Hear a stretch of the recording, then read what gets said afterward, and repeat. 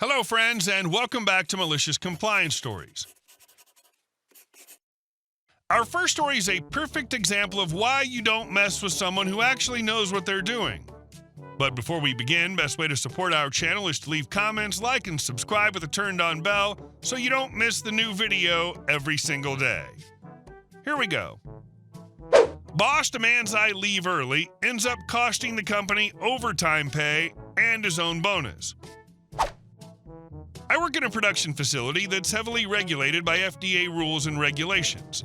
One of them is that anything that deviates from SOP has to be investigated. Strict deadlines have to be met, and although extensions are allowed, it has to be due to unforeseen circumstances. I've worked here for close to 10 years and have a unique position that only I do what I do. I do it well and need little, if any, oversight as long as I meet weekly goals. I also step in to help review investigations and route them in the system for closure when needed. I'm hourly and refuse to work from home since I'm not getting paid for it, plus home's family time. I like to track my work through email, so if something unusual is requested of me, I ask people to send me an email so I make sure to do it. Cast, me as me, new associate supervisor as jerk. P.S. Not my supervisor, but outranks me. Jerk, it's Friday and past your clock out time. What are you doing here? Me, helping out a coworker who had to leave on time. Jerk, HR wants us to reduce overtime and there's no reason why you should be here. Me, don't worry about it. I'm sure my supervisor will address it if it's a problem. Jerk, you're just running the clock. As a supervisor, I know a lot of things that you're not aware of. I think you need to clock out and leave. Me, I'm waiting for an investigation to be signed off so I can close it. Jerk, well, your lack of planning does not constitute an emergency. Me, do me a favor, send me an email so I can put it on my to-do list. Jerk, fine. By the way, you'll get nowhere in life if you need simple reminders for things like go home.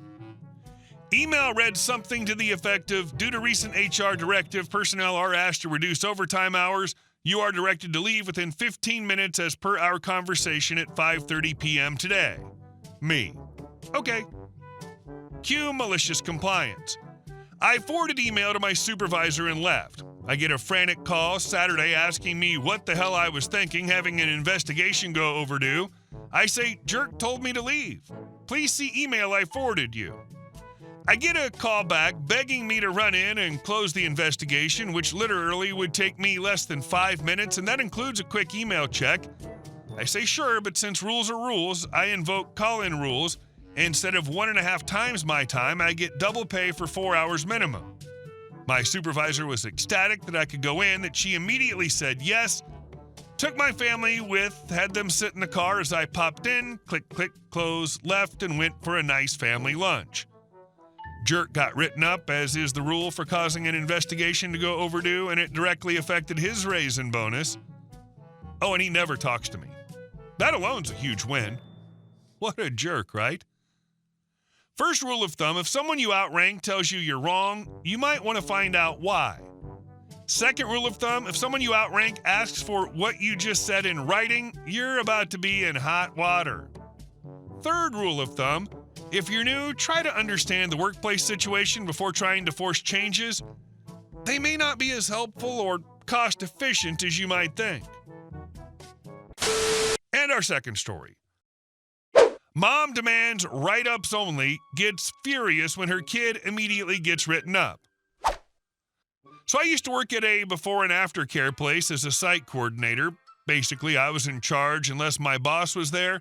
We had so many entitled parents who never thought their precious little angels ever did anything bad. Let me preface this by saying I absolutely love working with kids. They're the best part of my job, but the worst part of my job is usually the parents, though there are some pretty amazing parents. Now, I worked there for about 2 years. There was this one kid who was in first grade the first year I was there and was super sweet, never got in trouble, always doing what we asked, etc. Well, the following year, he became friends with some of the older boys and started acting up a lot more. Like, basically every single day, he'd get in trouble and lose some time from his free time. Because there was usually so many of us working, about 5 every afternoon shift, a different teacher would catch him, take time away, and then tell his mom when she came to pick him up that he was roughhousing. This happened every day for the first 2 weeks of school. We were well within our rights to write the kid up, 3 write-ups, and you could be removed from the program.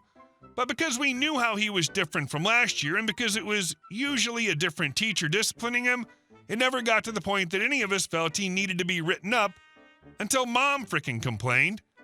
She set up a meeting with our director, my boss, and basically said, "Those teachers are bullying my 8-year-old son. Unless he's written up, I don't want to hear another thing about it." When my boss called me and told me, I was furious. First off, we had about 50 kids every afternoon. Why would 5 freaking grown adults want to bully your 8-year-old when we have 49 other kids to worry about? Second, why are you blaming us for what your son is doing? Obviously, the behavior isn't changing. Cue malicious compliance.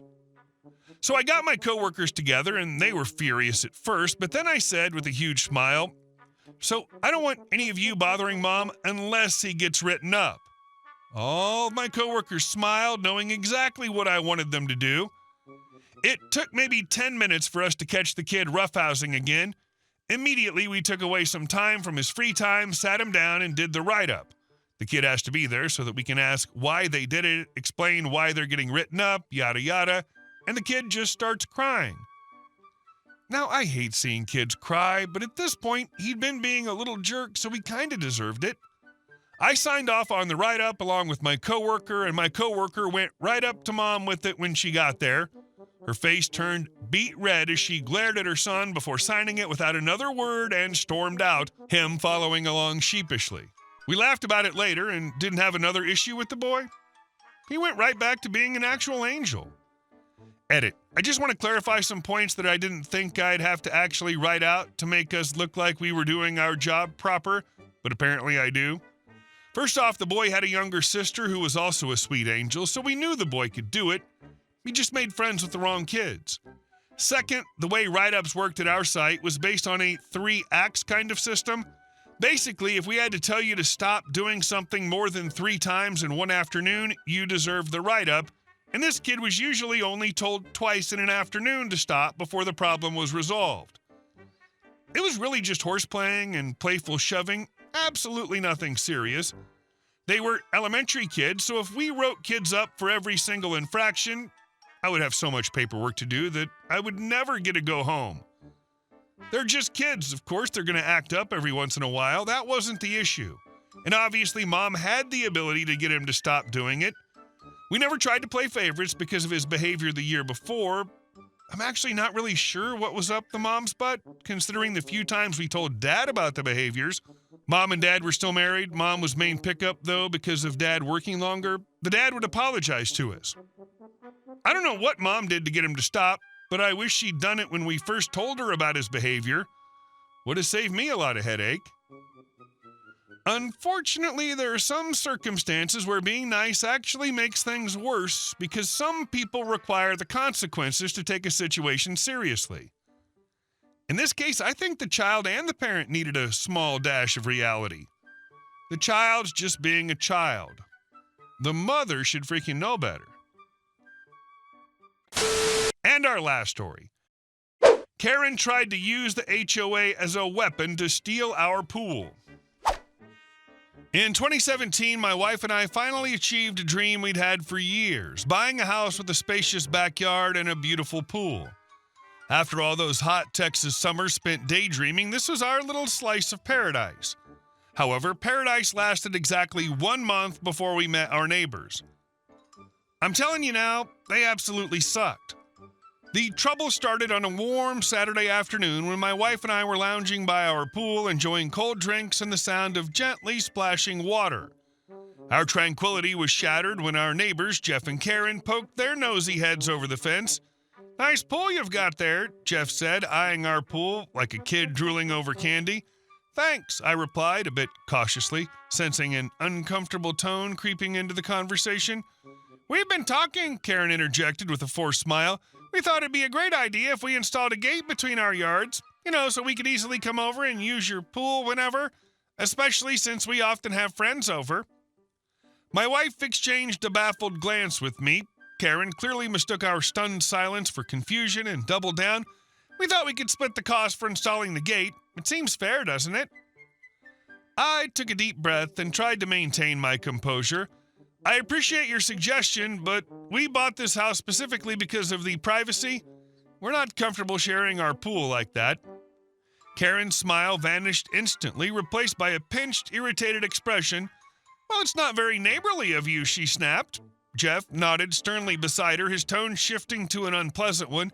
We thought you guys would be more community-oriented. It's just a pool.